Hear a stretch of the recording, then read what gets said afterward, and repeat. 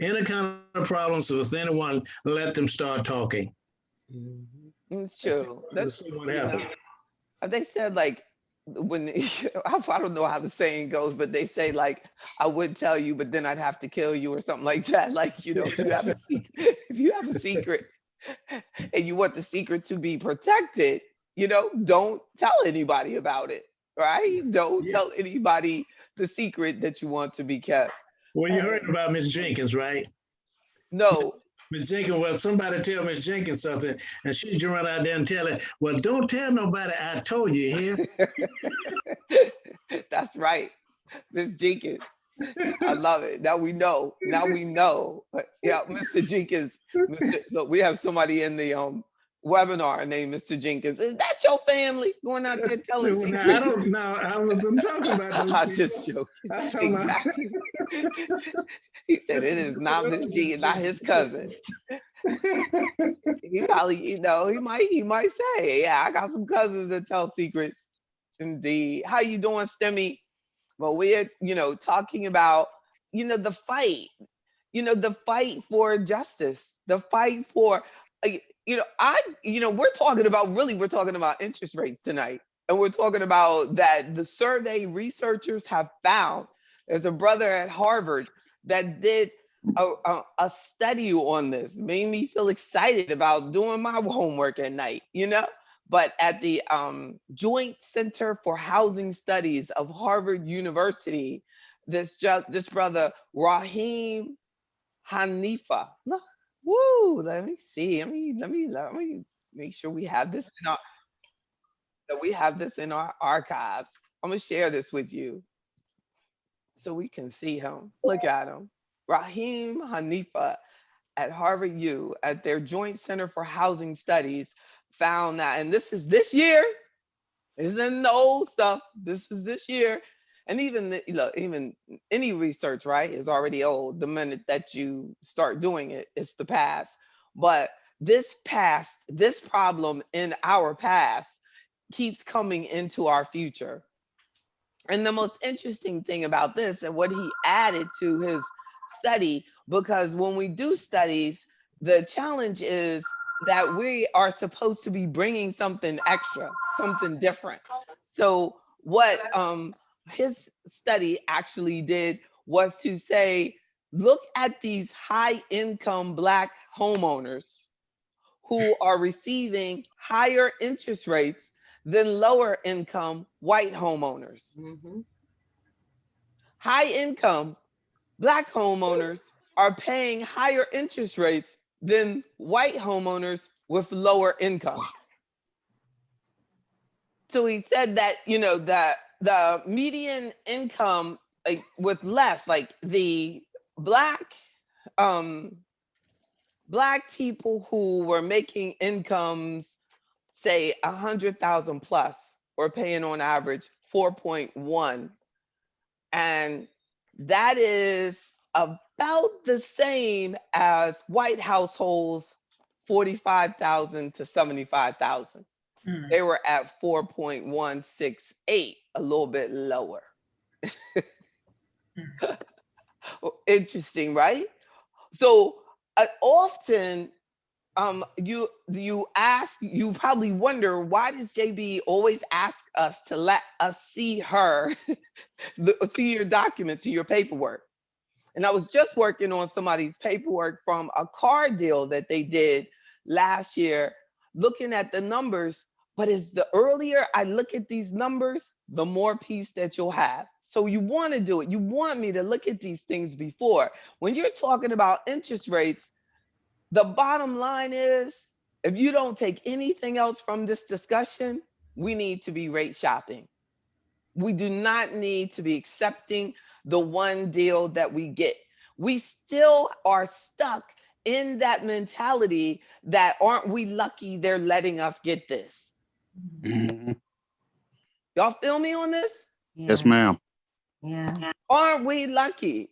They're not doing you any favors. and and it's interesting to me the way that we're approached. And I don't think that most business people realize what they're doing. But there's kind of a treatment of, well, Miss Smith, I'll see if I can do this for you. We're going to check your credit and, we have your income information and, we'll get back to you and let you know what we can do. I'm checking three others while also, but we don't say that. We go, okay, let us know what you can do. And we sit there and wait. When there's like 100 other lenders that would love to have your business, love to have your business.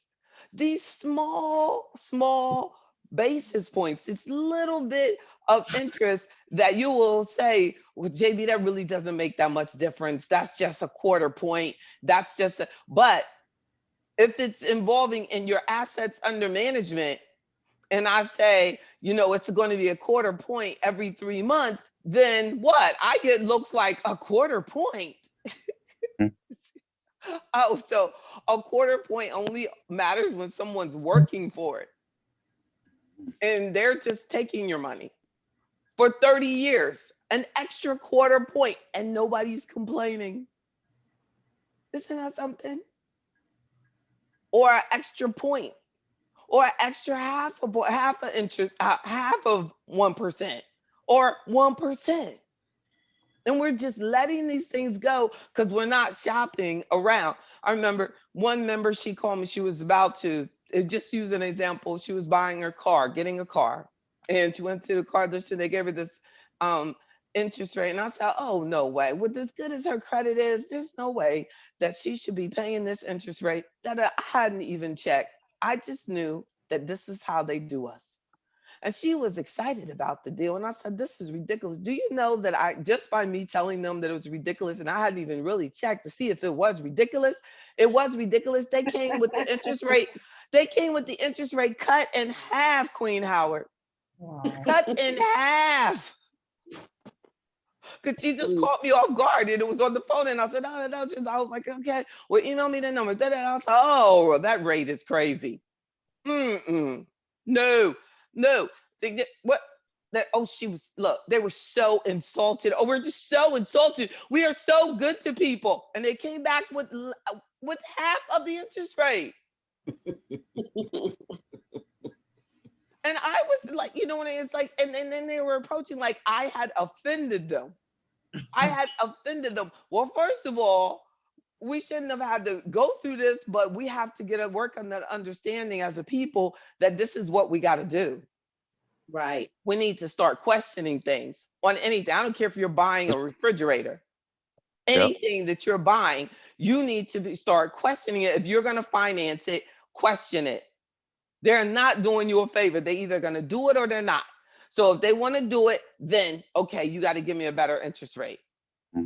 Do you know that there are some Black people paying interest rates on their vehicles in the 20s and 30%? Yeah. I met a man one time and he wanted that luxury vehicle so bad. He worked in corporate America, had a good job. He wanted this vehicle so bad because his credit was bad. He was paying over 30%. Oh, good God. The car. Oh, good God. My goodness.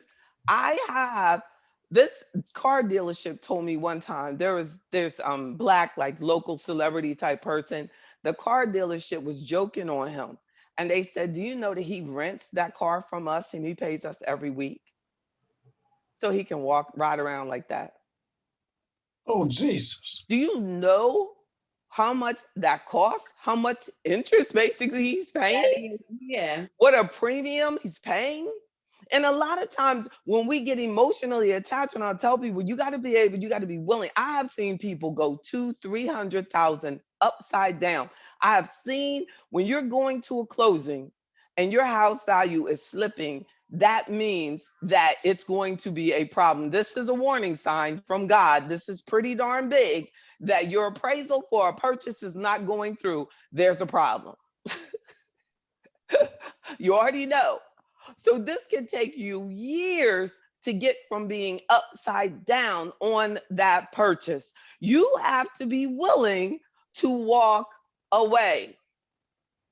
I haven't met anyone yet. that's willing to say this is bad. So then I have to watch them wait and pray 10 years or so to get to this type of market to try to start breaking even. Not to mention the discrimination that is done to our community. So we have so many, just incidents where our neighborhoods are undervalued, and we have research now that's showing that our appraisals, that appraisers are discriminating in the home value. Right. So even even the computers have now been found to discriminate against people of color. So I'm including Latinas, our Latino people, our Hispanic, our people of color. When you have to answer in that square and you do not have to answer, the researchers found that people who answer in there, when they took out that answer, there were homeowners that were approved when they took out what they did not add in what color they were. There is a higher approval rate for people who borrow and don't put down that they're Black. Our turn down rate is more than twice that of white people. Mm-hmm. Yeah. Long-standing discrimination faces people of color in getting a home loan and even in refinancing, and it can be reproduced in software-based lending. In technology that we have been hoping is helping us, it still has had biases there. Stimmy, I feel that our biggest way out is that we have to become shoppers. They are winning. Absolutely. They're winning, right? Because we're not shopping around. On any of these financing things, you have to be willing to shop around. And then the thing is that you feel like, well, it's going to ding my credit. They shouldn't be doing hard checks until you close. They should be just doing soft inquiries that do not impact your credit score. They should, but they don't. Yep. So who is that? He said they should, but they don't. Because there are I've heard several complaints from members saying that lenders have been doing hard checks. So then when they get another one, their score goes down. Yeah. And that can change your rate drastically.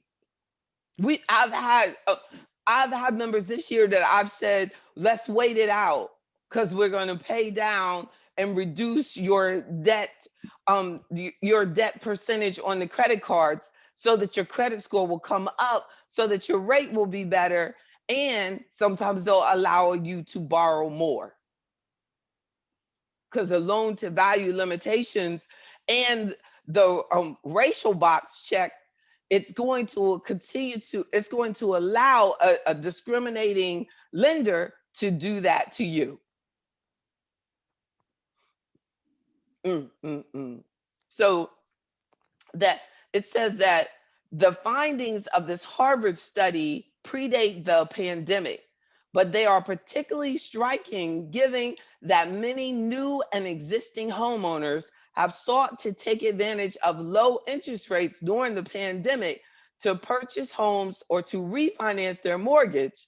This in turn is yet another reason to address the long-standing and continued history of discrimination in the mortgage markets.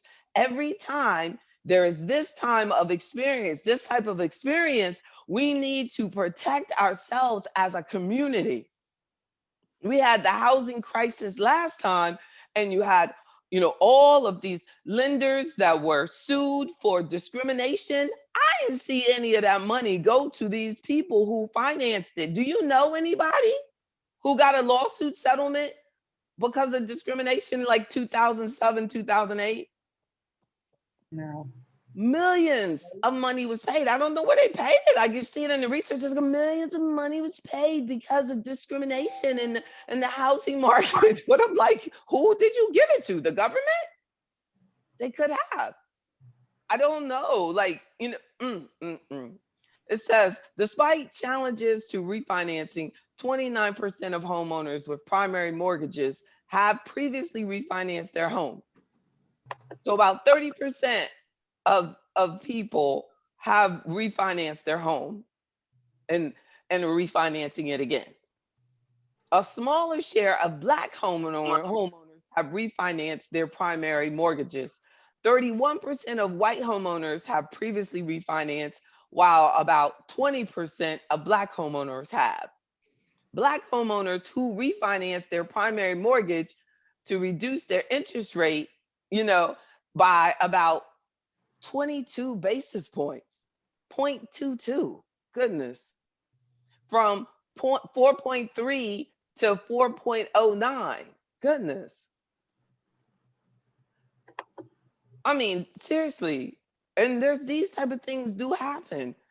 Like they will refinance for that fraction of a point and yet pay 5,000-6,000. It says the average cost of doing these refis is about $6,000, and then maybe their payment is going down 100.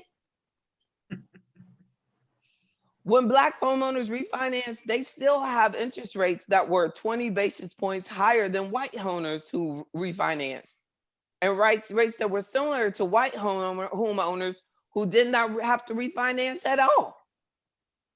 So they were already lower. They didn't have to pay to get it lower again. And that's the kind of cycle that we end up on. Y'all feel me on that? Yeah, I Like agree. you should have been low in the first place. Do your refinancing to get lower, and we're acting like they're doing us a favor. You shouldn't have been in a predicament. If they're like, don't have to refinance to get it because they already have a great rate. And that's a lot of money, a lot of equity. And just because you don't have to bring money to the table doesn't mean that it's not costing you anything. When you see the difference between the loan that you're paying off and the new loan that you have, and you see a $5,000 or $10,000 difference, that's costing you money. That's your equity. And we go, well, I don't have to bring any money to the table. It makes me want to scream. You took a whole used car to the table. And you told them, thank you.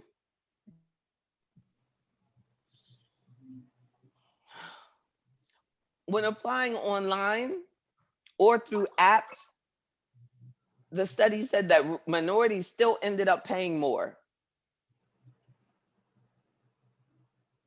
Even though maybe sometimes they saved a little bit versus going in person. In person, like, online, we still need to be cautious of it. We need to be cautious. There was also a study done in Berkeley, like that first one, that was from Harvard, the Harvard study. The Berkeley study found that both face-to-face and online lenders rejected a total of 1.3 million credit-worthy Black and Latino applicants between 2008 and 2015. 1.3 million were rejected. This is crazy, y'all. So we're thinking, well, I did it online. They can't discriminate. They know everything about you. They Sure figured out do. this algorithms are smarter than you could go in there and be light-skinned and pass on somebody visually. But that algorithm, you living in what zip code or what, I don't know what they know. The algorithm might even bring in like your health care and your diseases. They got everything out there now. So much stuff. So researchers said that they believe the applicants would have been accepted had the applicant not been in these minority groups. That's because when they used the income and credit scores of the rejected applicants and deleted the race identifiers, the mortgage applications were accepted. So let's just shut up.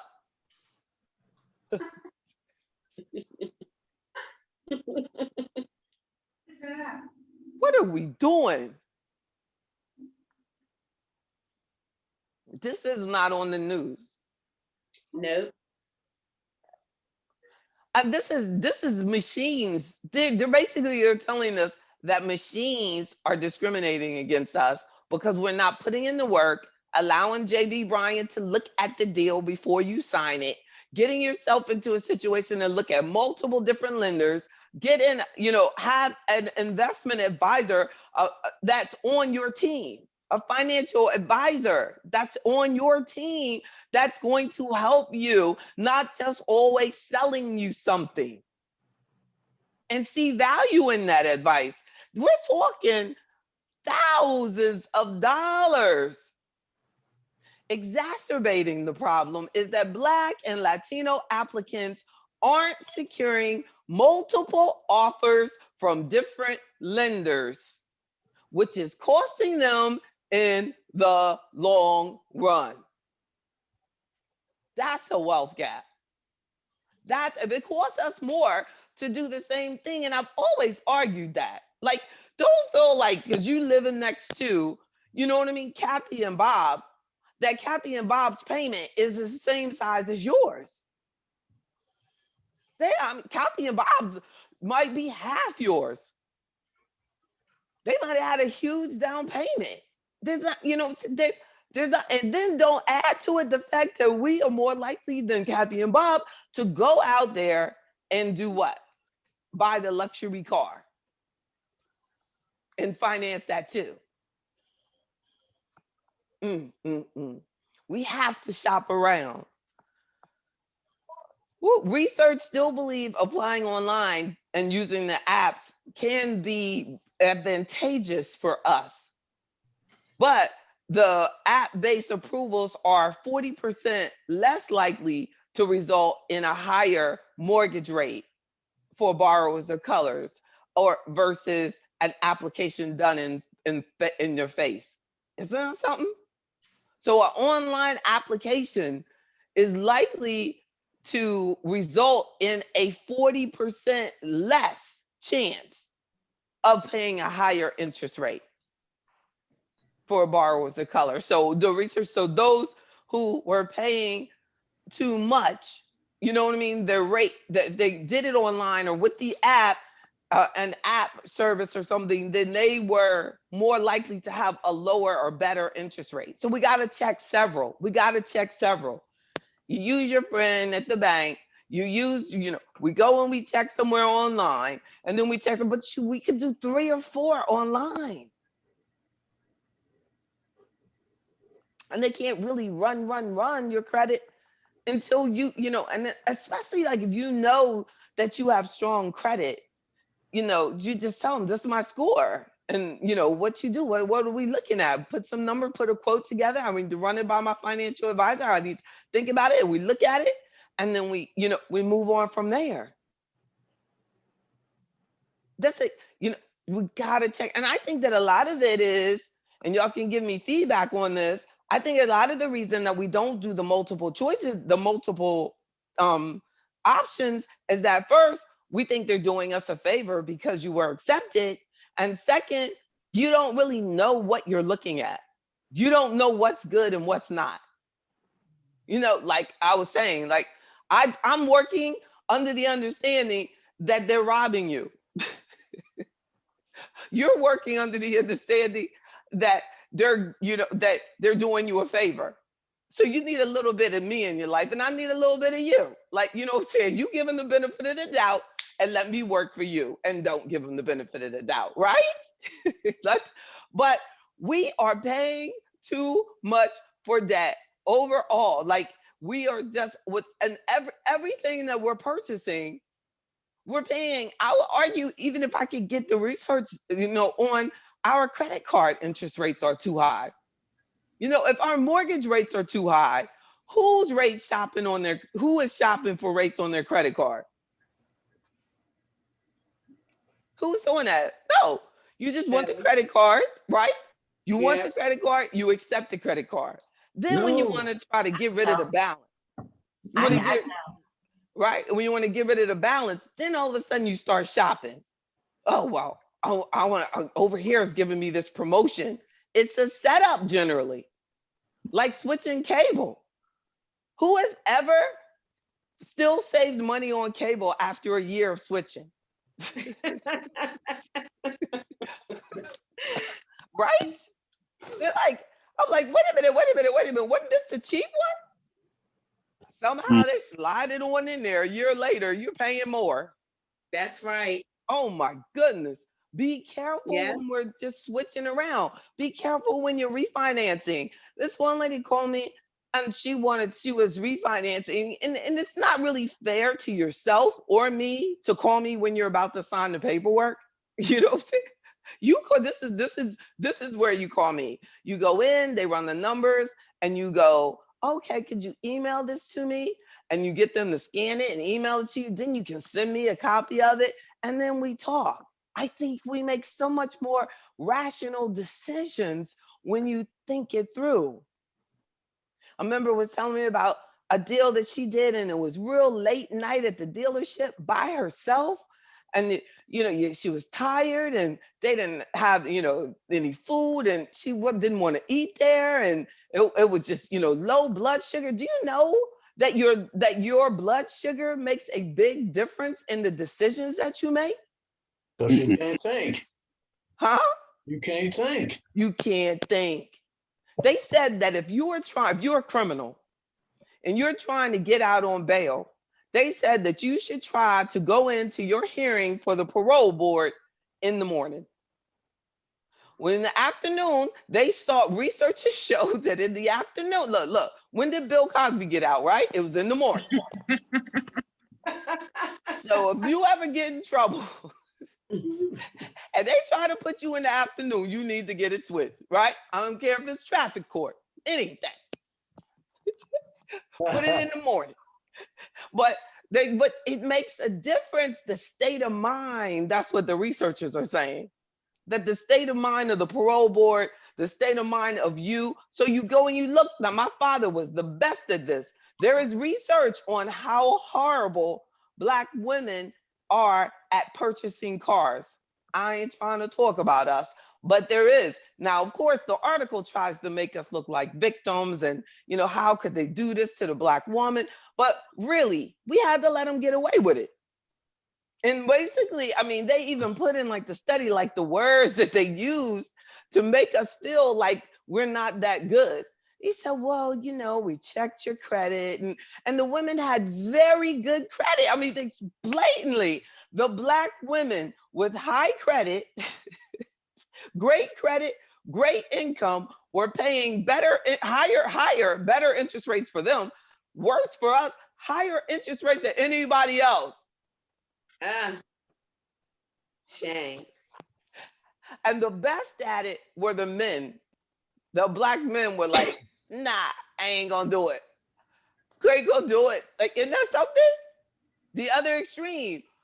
So if you're not that far off base. If you have where maybe it is helpful for a husband and wife to make sure that their husband is there. Then maybe he does. Maybe he'll say, well, nope, let's do it in the morning. I don't think I would. I don't think that I would go like late at night, but it's only because I don't like those type of situations. I don't like those timeshare visits. I would not expose me. I'll pay for the trip before I would do a timeshare meeting where they try to get you to finance the purchase of the timeshare.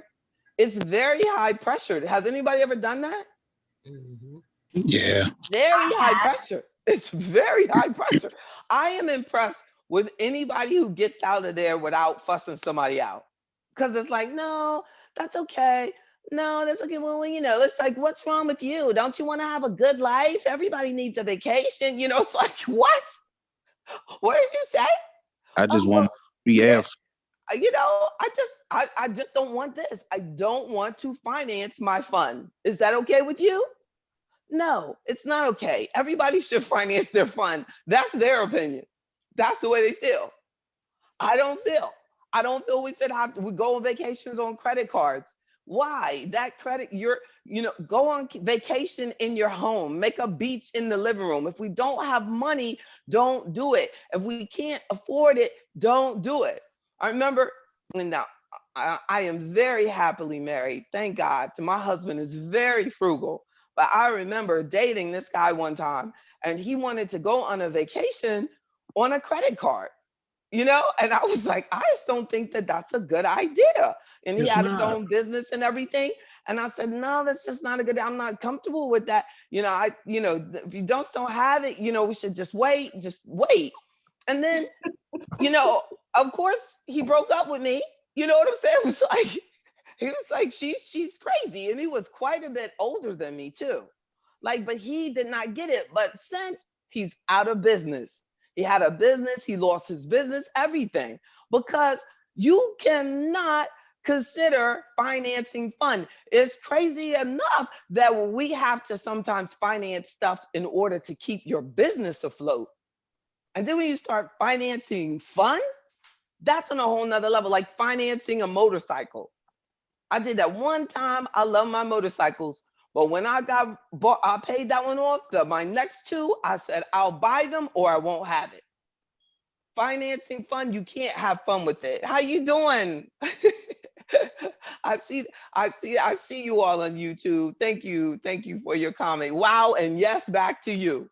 Yes, indeed. But before you all, and I leave you, I want to bring out some other points.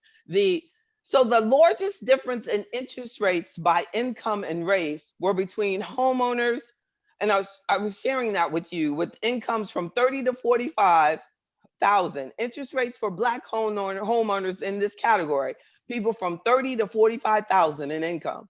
Interest rates for Black homeowners in this category were the highest among all categories at 4.5%, while interest rate for white homeowners in that same income category was only 4.2, a 29 basis point difference. 29 points can result in significant mortgage cost differences, and an interest rate drop from 4.5 to 4.2 for a home in the US with a median price of 300,000 with a 30-year fixed rate, and a down payment. The monthly payment will result in $12,470 less in interest payments over the mortgage duration. So the person with that, what you might not think makes a difference, 0.29 difference, meaning the white homeowners in this situation are saving 12,000. You could get a lot of things with that. That could be a year or two on a school loan. That could be that could be paid off associate's degree at a community college. 12,000 can go pretty far, right? Right? And it is just going, and we're not thinking about it because you're thinking, oh, 0.3, it doesn't really make a difference. Yes, it does. And many other factors that after interest rates, including wealth, debt, credit score, down payment, mortgage amount, and duration, Black homeowners have experienced systemic barriers to home ownership and wealth building opportunities that have limited their ability to access credit, which is a key component in receiving low mortgage interest rates. So when you want to get a low mortgage interest rate, if you don't have the history of credit, because we don't have the history of credit, then we end up paying a higher interest rate, even though we may have just as good income. So we think income is everything, and it's not, because the down payment even makes a difference. So if we don't have the inheritance or the support system to help us with the down payment, because we don't. If we had the down payment for the house, we wouldn't have the school loan that stops us from being able to pay for the house. Right? Right. So we need to be conscious of this, that there is a generational commitment that we have to make in order for us to get this. If that's 12,000, if that's everybody, most of the Black home owners in that category, that is millions and millions of dollars out of our community because of that additional fraction of a point that we're paying. We're giving the lenders millions. They're making mad money. They should be excited when they see a Black person come in because they're making that much more money off them on average. And they know those numbers. They know those numbers.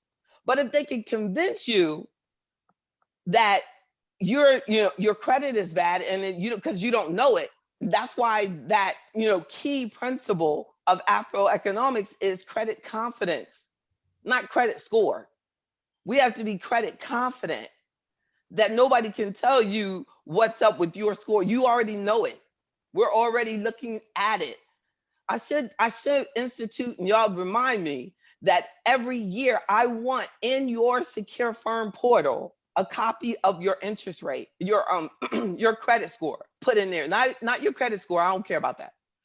Your credit report that is free from each of those entities. You get a free, and then now they're saying during COVID, you can get it like every month for free, and all that stuff's going to end. So everybody go and make sure that you send me that so that we know where you are. The credit report, if the credit report says you're clean, you're paying everything on time, there's no liens, there's no collections, there's no charge off. We know the score is good. We know the score is good. All we have to do is just be conscious of, why are we caught up in that anyway? Why do we have to have so much stuff created by lenders anyway? We can really focus on increasing your wealth through additional assets, like making sure that your mortgage is very reasonable so that you can save money in other areas, build a business, put in, if you work somewhere, put it into the work retirement plan, and we can set up the allocation according to your risk level. But we don't have to, so that you can see like, wow, I can actually invest and build money. If you don't have a work retirement plan, that's what I'm there for. We set up the IRA. We start putting money away every month. But if we are going into debt and our payments are so high, we can't do anything else. And it just becomes a lifestyle. I posted a YouTube video today called Financial Facade. These lenders depend on us getting caught up in their financial facade of presenting us in a way that doesn't really exist. So that we're constantly at their mercy, feeling like we have to beg them to please help me get that loan. When we don't have to do that. We don't have to. So remember that the key to this is to make sure that you're shopping around. And I don't know if any of you are right now find yourself in the middle of a purchase or find yourself in the middle of a refi, but make sure that you use your resources. I'm here to help you feel more confident about saying, no, you're charging me too much. That's not, let me look at this. Let me get back to you. Let's check some other places. We should be looking at 2 or 3. Right? Mm-hmm. You have options. Be confident. Be confident. And don't be so quick to buy things. Like, I think that everything that we go to and we have to finance it, we should go in, look at it, and walk away. Does anybody else believe in that philosophy? Yeah. And just walk away. Why did you laugh, Mr. Harden? He said, what? But we just need to, and as I didn't share, but I remember my father would do that. He would just, if he was going up some, and he really liked it, he was not going to make a decision on that first look. It's like, I'm going to walk away and I'm going to see. We have to do that on the whole entire process, because I don't remember him ever looking at the numbers. If he's going to buy it, then he probably was thinking, well, They gonna have to do me a favor because I don't have all this to buy it right now. Like many educators, very smart, very well learned, can read and know all the big 4 or 5 syllable words, but but they can get you. You know what I'm saying? I'm telling you, money. You know what I'm saying?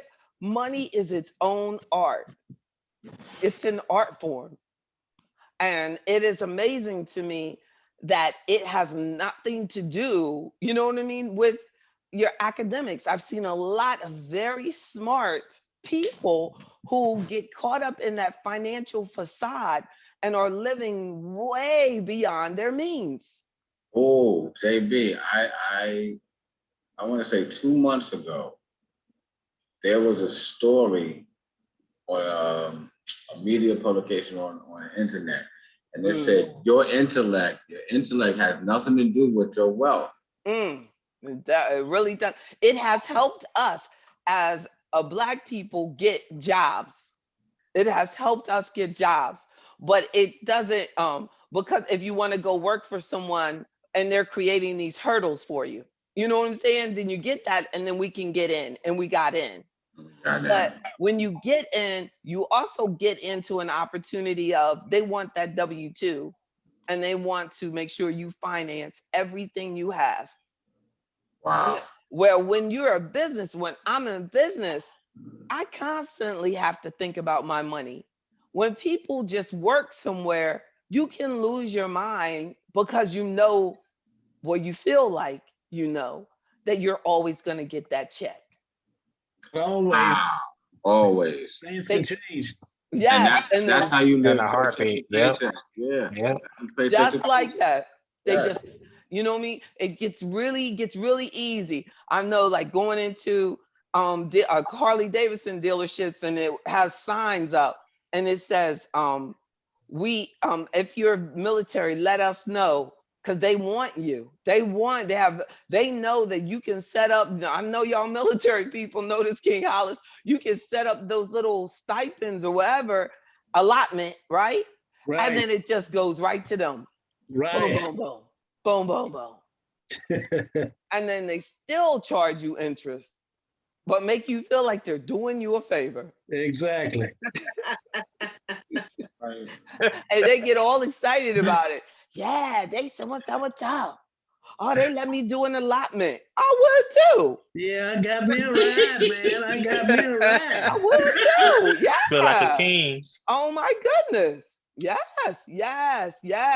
So we have to, be very conscious of the money that we have created for this economy in the United States of America. We built it in so many ways, but now, our income, by our, just making a commitment to financing so much of our lifestyle has built multi-billion-dollar companies. Mm-hmm. Multi-billion-dollar people. We have we built those people through building their companies. They build their company. That's right. And we're not getting it. In my opinion, a true reason that there's such a huge wealth gap is because we don't have enough businesses in our community. Exactly. And remember when I was on that panel, and I was the only person on the panel saying that the reason for the wealth gap is because we don't have enough businesses and we don't have Black banks that are supporting Black businesses. And the Black banker, was like, whatever, it's about the home loan. And I mean, they just shut me down. Like, but he had the dollar backside. He had the dollars in the back of him, everything. Right, and people but they make so much money off deposits, because his point was, and he disclosed it, but people didn't catch on to it. He was saying, we don't have enough businesses for me to worry about. Wow. But a white bank wouldn't say that, but a Black bank can say that. We don't have enough businesses for him to worry about. But I feel that we need to be socially responsible. I don't care what color you are. That brother is missing the movement. because white businesses are socially responsible now, Black businesses should be socially responsible as well. That we need to have more businesses so that our people have somewhere to work. Yeah. People hire people that look like them. You know what I mean? That's just the way it goes. So we should be hiring 12, at least 12% of the US population should be employed by Black business owners. We have a responsibility to do that. But nobody is saying that to us. And and know who listens to me. So, but you, and I appreciate you and I love you. I was getting ready to say, I I was do. saying, I was- Who are you? Who are you? Who are you? Who cares about you, Mr. Jones? I'm just joking. But you don't have a business. And Mr. Jones has a business, and I have a business, exactly. And you had a business, and we're just like, but we're going to keep building on that business network that I'm doing every Friday. That is my commitment to filling the wealth gap, as well as, of course, my all-day investment advisory stuff. But I feel that investing in ourselves is a huge investment too. And that kind of came to me when I saw how much our community was investing in, just way off stuff. Just anything that looked like they could get rich quick. It's really attractive to our community. They don't care that, I'm licensed as an advisor, so I'm going to put you in things that are regulated. But our community all the time will ask me, like, what about blue, blue, blue, blue, blue? Like, I'm like, But JB, your spot is so out of the park. You're different. You're unique. Amen. You don't think like us. So you're bringing something totally different. You can rein it in, rein it in. Amen. And we deserve it. And we deserve it. We deserve to have a regulated professional, you know what I mean, that focuses on our community. We deserve that. But instead, we have a whole bunch of people talking to our community, trying to make quick money and to encourage us to do quick money.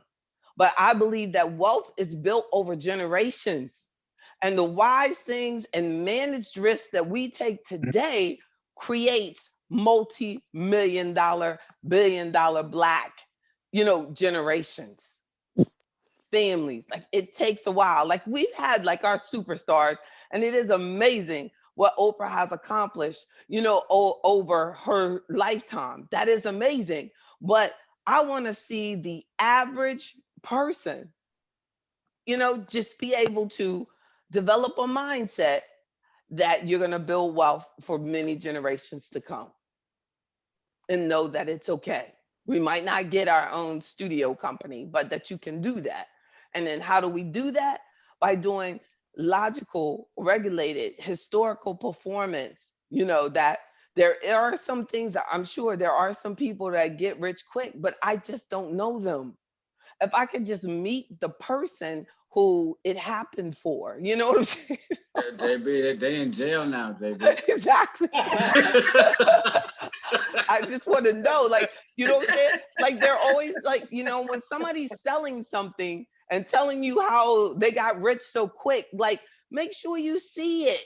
Make sure you see their statement before you get in. You know what I'm saying? Like, what is, when do they send you money in? How you get your money out? Like, this one guy was telling me like how much he had put in like this little bit of money into this thing, and then now it was worth 20,000. I said, man, take your money out. He said, nah. I said, man. Nah. Every time I see him, I want to ask him, like, how's it working for you? You know what I'm saying? Because when you can't quite get your money back, like my clients, if we in the market, you see what it's worth. That's what you can get right now, today, when the market open. I don't understand, like, when they say, well, we got to get some other people to come up with money and this, that. I don't get that.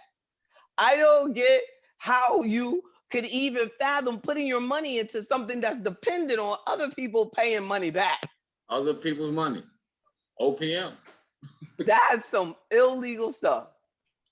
people's money. That is some illegal stuff. Like, and we deserve more than that. So then I guess when you look at an article like this and it says that we're paying too much on our loans, it doesn't even mean anything to them, because if you're wasting that kind of money and just throwing away your blessings all the time, oh, you know what I mean? Always, imagine, how much you're just letting get by because JB, when my audio was out, I was trying to comment on, you were speaking to the predatory lending, but they also are predatory sellers. So I was speaking to about, I know a brother who recently in January of this year, he sold his 4-bedroom, 3-bath house in the family for over 30 years. He's the eldest of the family, and some of his siblings are still alive, and he has children and grandchildren, all that. But he sold the house. Mhm. He sold the house. He sold the house, but he took less than $900,000 for it. And how much do you think? But that's the Capitol Hill area. That's the How Capitol much? Hill. So you think he should have got like about $2 million for the house? I do. He sold the house, and then you think, look, but I'm not mad at the person who bought it. Me neither. I'm at the person who sold it. Okay, because anybody that buys something, they're definitely. And then someone says, yes, it's impressive to own, especially our community. The power is in ownership. Otherwise, we have to say what changes are implemented, as renters. That's right. And then owning is, it's just a word that we have to make sure that we achieve. That's right. You know what I'm saying? Like, if not, your owning can be in a worse position, because a person can be paying rent plus interest for 20 years and then get foreclosed and get nothing. Yeah. And that happens a lot. And as we get out of this pandemic, we've got to make sure that we keep our properties affordable. There's a big challenge in our community of things not being affordable for us to keep the repairs up. And like Mr. Jones, that could have been a problem. Like, they could have had a nice property in DC, but if you can't afford to maintain it, I'd rather see you sell it and we can invest it. I just wish they knew me. Because you know what I'm saying? Right? Look, the problem is not that we sell. The problem I feel is not that we sell. I feel that the problem is what we do with it when we sell. If you just waste the money and buy a Cadillac and stuff, you know what I mean? Then it's horrible. Okay, it's terrible, because cars and stuff, they're going to depreciate. You take some trips and this and that. But if you sell a property and you invest it in something else, even if you start your own business or send your kids to college and all of these things, like that could pay off forever. Well, in his case, and sticking with his case, because that's the only, he's already retired. He's upper in years. So I guess he didn't want the house, and he decided to go with an apartment or something. That's right. Right. That's right. And he can create income with that. Okay. And then the other family members probably weren't paying taxes. Do you know how much taxes are in DC? He was probably putting out over 10,000. When you think a year. A year. Mm-hmm. Especially on a million plus. Yeah. Yeah. But the family, a lot of times this happens, like the family that it's talked to you about, and they be like, can you believe he sold that house? Like, when is the last time they put any money up for the taxes? Well, and that's the funny thing. The family didn't talk to me. I talked to him. I talked to him. Oh, yeah. But if they bring it up, say, JB Bryan said, I ain't gonna say nothing, JB. I don't know nothing. They be like, well, how she find out? How she find out? Why you asking me about taxes? Well, I'm just saying, wouldn't it be funny if they call me? I just want to know why you gotta be trying to all up in my family business. Nah, but that does. I mean, I see that situation a lot, and a lot of times the family member will hold on to it, Mr. Jones. Yes. Oh, it's so bad, and then they sit there and they're struggling with it. It's in the look. I saw it to the community, bringing down our community. You know what I'm saying? They're not taking care of it, and it's like, oh my! But they just won't let it go. So know when to hold them, know when to fold them. But it's not as easy an answer as it has to be, because you can invest it properly, take that money, and you can live off it, where somebody who's really into real estate could say, well, JB, what about if we, just rent it out and get the rental income from it? But you know what rental income does? You gotta maintain the property, you gotta deal with the renter, you got somebody in $1 million. Same thing he was dealing with. It's almost the same that he was dealing with, right? Yep. Yep. So hopefully, so definitely, I think with every situation, having a financial advisor, look, got to throw in a commercial, can help. Because if you have a situation like that, you're trying to decide, should I sell this house or should I keep this house? Like having someone, AfroEconomics membership satisfies that. You should default to, when I talk to JB, we're going to go over that, because this is what I'm thinking about doing. And we have a member, she's not in tonight, but she, is going through that very situation. So if anybody wants to buy something in DC, we do have a member who's selling something or considering it. So but it's hard. It's hard decisions, but hopefully, that's what I'm there for, to make it easier, because I'm not emotionally attached to the decision. And I like to see us detached, because a lot of people are doing purchases right now, and the builders are coming out like, oh, the timber prices are up so much, and and so, and I do kind of get shut out sometimes, because when they really want to do the deal and you don't want me talking about the fundamentals, you have to shut me out. And I realize that, but then you have to deal with the consequences of, because you're getting too emotionally attached to the purchase, when we really need to focus on the fundamentals, the numbers.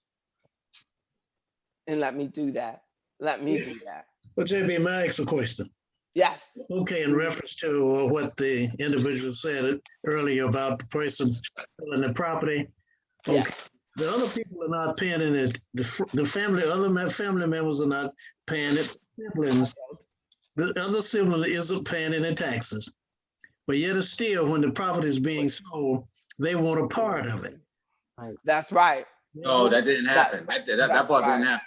That part never happened. Oh, it didn't happen. Hopefully that guy had it. But that comes to, like one of our people said, generational wealth versus quick gains, but you can have generational wealth without keeping the property. You can have generational wealth by also establishing an investment portfolio. We just haven't had enough people in our community like myself to introduce us to how investment portfolios historically have a good one has completely outperformed residential real estate. So if you're talking about building your estate, goodness gracious, if we had access to investment advisors, before me, I'm basically first generation investment advisors for our community. There isn't anyone else doing what I do, focusing on us. I mean, and this is the year 2021. That's scary when you think about it. That is sad. So we haven't been introduced to the possibilities. So that's why when we think generational wealth, we think, oh, we gotta leave the house. But that house gives you one property. When we have a good investment portfolio, we have much more exposure, much more diversification, much better asset allocation. We can put in real estate in there. It can be part of the mix, but not the whole mix. And that's what's happening to us a lot, but not because we don't want options. It's because we haven't met me yet. But we don't have to think, oh, you sell that property, generational wealth stops. You know, we don't know. You have a lot more control over generational wealth by establishing investment portfolios than just having one or two properties. Yeah, so Okay. it's definitely. Well, thank you, y'all, so much. Y'all so good. Thank you, y'all. Thank you for your questions over there. I have two cameras going tonight. I just thought I would try this. I would try to. This is why you see me looking over there. This is our AfroEconomics with JB Bryan YouTube channel, and I've never done that. Every Wednesday, they don't get love on YouTube. I always share onto the book, you know. But don't forget, Friday we're doing the top 10, and we're going to talk about, you know, top 10 things that we need to be thinking about this week on wealth development, as we got a lot of stuff going on in Wall Street. So I'll remember to send out that promotion about Friday morning tonight, later tonight. And then Friday afternoon is our business network. And Ms. Jamerson is doing a presentation on her business. So we're working all through the summer on business presentations. So come on and get involved so that your business can be highlighted as well. Mr. Harden, you got some time off this summer, so make sure you get in the lineup. Oh yeah. All right. All right. Don't play. Y'all heard it. Great job, Mr. Jones. Kenneth Jones did a great job. And then Ms. Bernice Muhammad did a great job. Reverend Bozeman did a great job. Wow, y'all. We've done a few. And so it's coming together. So that's Wednesday at noon. Friday at noon. And then Friday morning. I love y'all. Y'all be good. Love you back. Love you more. Thank you. Thank you so much. I just said it so you would say that. Stop. Love you, JB. Thank you. Great Thank job. you. I don't know Great what's job. wrong with y'all. Thank you, Angela. Y'all were on delay. Thank you. Oh, bravo. Bravo. Oh, thank you. I'm just blushing. Goodbye, JB. Goodbye. Goodbye, King Hollis. Y'all have a good one. Love you. Love you. Thank you. Merci beaucoup. That was Mr. Au revoir. Richardson. Au revoir. Love you back, Jenny. Y'all so good. Bye, my love. Y'all think they're gonna let R. Kelly out? Come I'm on, gonna pay this for now. R. We don't Kelly. need to go Yeah, there. like, Come on. Wake I up. don't even want to talk about it. no. Look, one at a time. One at a time. Y'all be good. Have a Take good care. evening. Bye bye now. Have a good evening. Bye bye.